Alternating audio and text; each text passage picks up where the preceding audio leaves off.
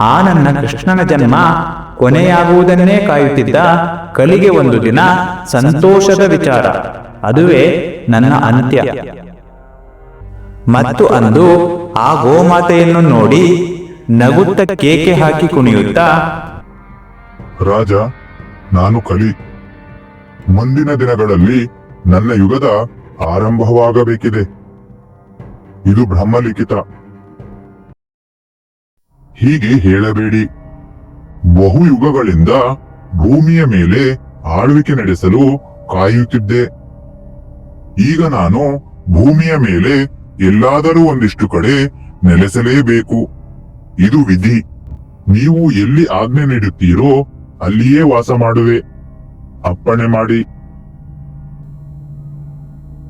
ಸರಿ. ಹಾಗಾದರೆ ನೀನು ಮದ್ಯ ಸೇವನೆ ಮತ್ತು ವೇಷವಾಟಿಕೆ ಹಾಗೂ ಜೂಜು ನಡೆಯುವ ಸ್ಥಳಗಳನ್ನು ಆರಿಸಿಕೊ.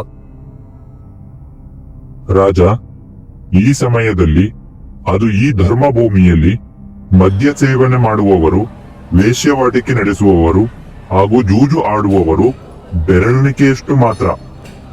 ಈ ಸ್ಥಳಗಳು ಸಾಲದು. ಸ್ವಲ್ಪ ದಯ ತೋರಿ.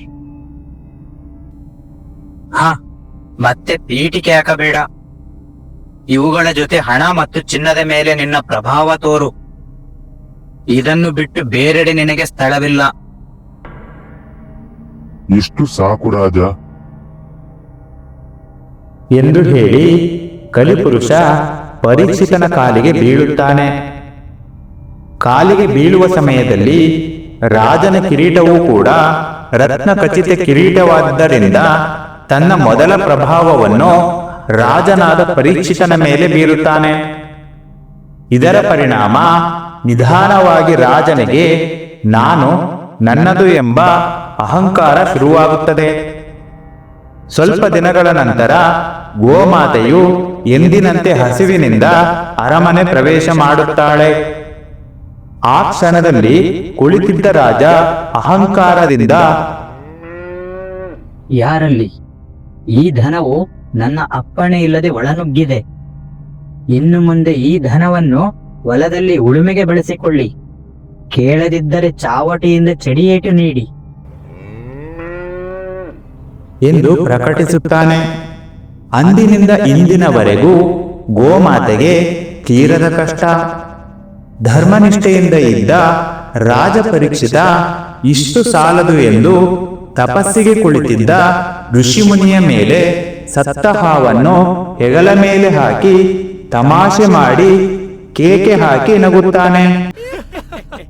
ಹೀಗೆ ಶುರುವಾದ ಕಲಿಯ ಪ್ರಭಾವ ಈಗ ಎಲ್ಲೆಡೆ ಆಕ್ರಮಿಸಿದೆ. ಅಂದು ಕೊಂಚ ಸ್ಥಳಕ್ಕೆ ಬೇಡಿಕೆ ಇಟ್ಟವನು ಈಗ ಪ್ರತಿ ಸ್ಥಳದಲ್ಲೂ ವಾಸ ಮಾಡುತ್ತಿದ್ದಾನೆ. ಅವನಿಲ್ಲದ ಸ್ಥಳವಿಲ್ಲ ಮತ್ತು ಧರ್ಮವೂ ಕೂಡ ಈಗ ಉಳಿದಿಲ್ಲ. ಅಶ್ವತ್ಥಾಮ, ನಾನು ಸಮಯಕ್ಕಾಗಿ ಕಾಯುತ್ತಿರುವೆ. ಕಲಿಯ ಅಂತ್ಯ ಸಮೀಪಿಸುತ್ತಿದೆ.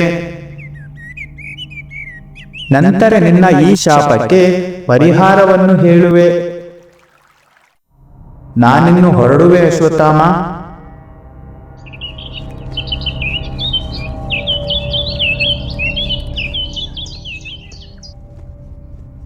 ಮಹಾತ್ಮ, ನನ್ನ ಹೆಸರು ಬಲಿ. ಎಲ್ಲರೂ ನನ್ನನ್ನು ಬಲಿ ಚಕ್ರವರ್ತಿ ಎಂದು ಕರೆಯುತ್ತಾರೆ. ನನ್ನ ವಾಸಸ್ಥಳ ಪಾತಾಳ ಲೋಕ. ತಾವು ಭೂಮಿಯನ್ನು ಪ್ರವೇಶ ಮಾಡಿದ ವಿಷಯ ತಿಳಿದು ಪಾತಾಳ ಲೋಕದಿಂದ ಓಡೋಡಿ ಬಂದೆ. ಈ ಅದ್ಭುತ ಕ್ಷಣಗಳನ್ನು ನಾನು ಎಂದೂ ಮರೆಯಲಾರೆ. ಅಂದು ವಾಮನಾವತಾರದಲ್ಲಿ ಪಾತಾಳ ಲೋಕಕ್ಕೆ ಅಧಿಪತಿಯಾಗಿ ಕಳುಹಿಸಿದ ಸಮಯದಲ್ಲಿ ನನ್ನ ಭಕ್ತಿಗೆ ಮೆಚ್ಚಿ ಏನನ್ನಾದರೂ ಕೇಳಲು ಆದೇಶ ನೀಡಿದ್ದೀರಿ. ಅಂದು ನಾನು ಅದನ್ನು ನಿರಾಕರಿಸಿದ್ದೆ. ಈಗ ಮತ್ತೆ ಅದನ್ನು ಕೇಳಿದರೆ ತಪ್ಪಾಗುವುದೇ ಪರಮಾತ್ಮ? ಇಲ್ಲ ಬಲಿ ಚಕ್ರವರ್ತಿ, ನಿನಗೆ ಕೇಳುವ ಅಧಿಕಾರವಿದೆ. ಆದರೆ ಏನಿದು? ಇದ್ದಕ್ಕಿದ್ದ ಹಾಗೆ ವರ ಕೇಳುವ ಆಸೆ? ನಿನಗೇನು ಕಡಿಮೆಯಾಗಿದೆ? ಪಾತಾಳ ಲೋಕದಲ್ಲಿ ನೀನು ಕ್ಷೇಮವಾಗಿ ಇದ್ದೀಯ ತಾನೆ?